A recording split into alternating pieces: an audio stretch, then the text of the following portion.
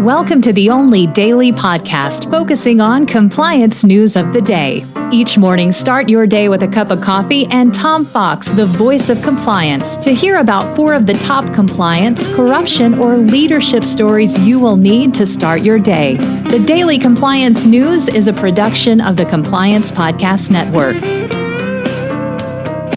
First, a word from this month's sponsor, Politico. In the delicate arena of compliance, every conversation matters. Traditional methods can leave callers feeling unheard, but Politico changes the game. Our empathetic interview technique reshapes compliance calls into powerful, compassionate interactions, ensuring no crucial detail is missed. It's about creating a conversation that matters, that resonates, that makes a difference. Be the change in your compliance approach. See the transformation for yourself at ethico.com/CPN. Book a demo, try our free ROI calculator, and explore the white paper by Tom Fox, The ROI of Compliance. The Daily Compliance News for May 28, 2024, the Surreal edition. And we begin with that story from the BBC, which reports that Mike Lynch has taken the stand. Yes, the criminal trial against him in San Francisco, he has taken the stand to defend himself in the government's claim that he defrauded HP. The government put on lots of evidence of missteps by autonomy, but it's not clear they actually tied that directly to Mike Lynch. And of course, HP did their own due diligence, and half of HP thought it would be a disaster, which it was. Next up from Politico, corruption allegations swirl over Polish opposition party. The right-wing party, which formerly controlled Poland's justice ministry, is facing growing heat over allegations it mismanaged a fund meant to compensate crime victims and instead used it as a political slush fund. Kind of sounds like the Republican Party under Donald Trump. So the justice minister in the former Law and Justice Ministry ruled that the fund was being misused by the former head of the party. Next up, in an article from the Nigerian Lawyer, a first-time contributor to the Daily Compliance News. We hadn't had a first-time contributor in quite some time.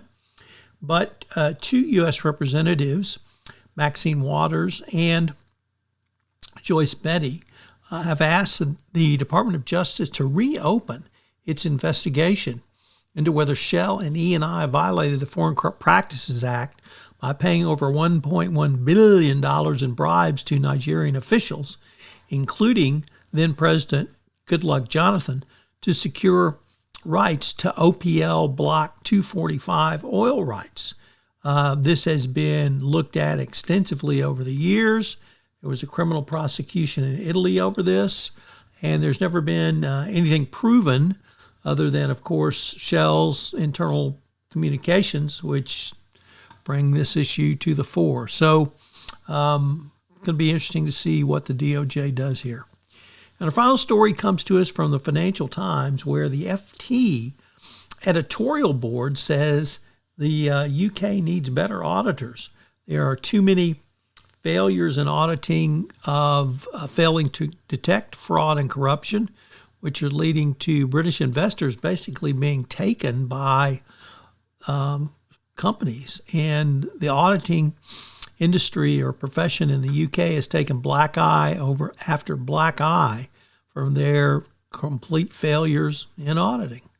As I mentioned at the start of this podcast, this month's sponsor for the entire Compliance Podcast Network is Politico.